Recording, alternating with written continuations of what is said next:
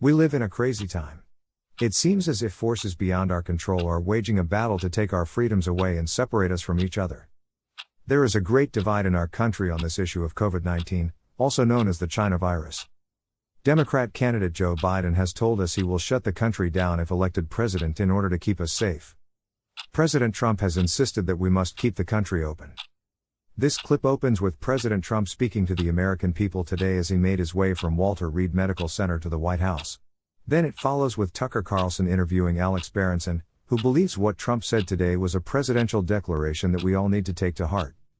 The reason Berenson gives is powerful. You don't want to miss it.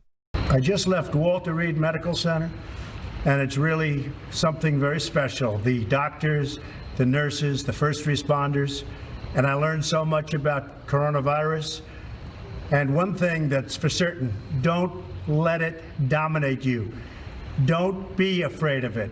You're going to beat it. We have the best medical equipment. We have the best medicines, all developed recently. And you're going to beat it. I didn't feel so good.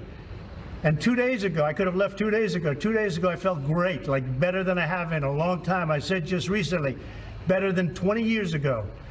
Don't let it dominate. Don't let it take over your lives. Don't let that happen. We have the greatest country in the world. We're going back. We're going back to work. We're going to be out front. As your leader, I had to do that. I knew there's danger to it, but I had to do it. I stood out front. I led. Nobody that's a leader would not do what I did. And I know there's a risk, there's a danger, but that's okay. And now I'm better, and maybe I'm immune. I don't know. But don't let it dominate your lives. Get out there, be careful. We have the best medicines in the world, and it all happened very shortly, and they're all getting approved, and the vaccines are coming momentarily. Thank you very much. And Walter Reed, what a group of people. Thank you very much. He's the author of The Unreported Truths About COVID-19 and Lockdowns, Part 2, updated examination of lockdowns as a strategy, which is worth reading, by the way, if you haven't. Alex Berenson, thanks so much for joining us. So we're sort of getting the final look at how Sweden wound up. You, for many months, have been saying, hey, maybe Sweden's a model for us, and you were attacked for it. How would you assess Sweden today?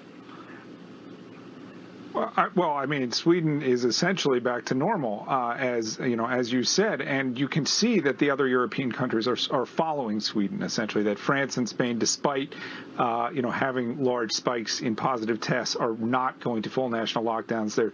There's some argument over sort of partial lockdowns in certain cities, including Madrid, but there's not a full national lockdown. But Tucker, can I pull back for a second? Please. I want to say something about what the president said today, what he tweeted today, where he said, don't be afraid of COVID. Don't let it dominate your life. And you can't say, hold on, you can't say that. I just want to issue a warning to our viewers. Of course, you should be terrified and on the brink of suicide. I just want to say that. Okay, go ahead. That's right. I mean, that might be the most presidential thing this president has ever said. Okay, because here's what he's saying. He's not actually saying don't be afraid of COVID. He's saying don't be afraid of one another. Okay, because this is a respiratory virus. It spreads between people. And the only way to really make it go away permanently is to lock us all away permanently. And that can't happen. That is not compatible with life. And something that I will never forget is walking around Times Square about 6 months ago, and walking around New York City, and it was deserted. It was as if a neutron bomb had gone off, and everyone was terrified. Nobody was going outside.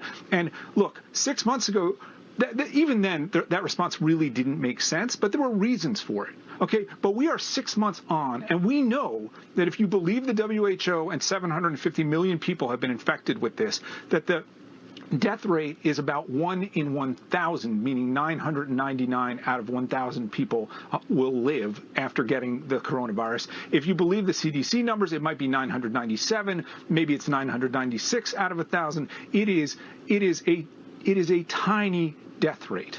And we have gone crazy, and we have sacrificed our kids, and we have sacrificed society. And Donald Trump walked out of that hospital today and said what needed to be said. We have to stop being so afraid of this. For this country, we put people on the moon. We're the first, manned flight in 1903. What has happened to us that this rather dismal virus has scared everyone to death. I do not understand it, and we have to get out of this. Because there's no answer for death in a society like ours. I do think that's part of it, but I also think people should remember you can't live cut off from other people, and some of us don't want to, period. But you can't. You can't live a life cut off from other people. It just doesn't work.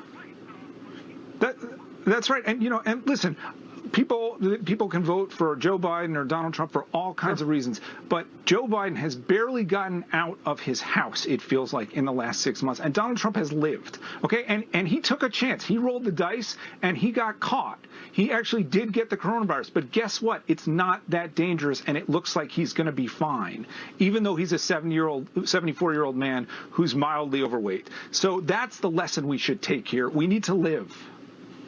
It's funny how people attack you for saying things like that. I think that's the most affirming thing I've heard in a long time, and I'm really glad that you said it out loud. Alex Berenson, very much. Thank you. Thanks, Tucker.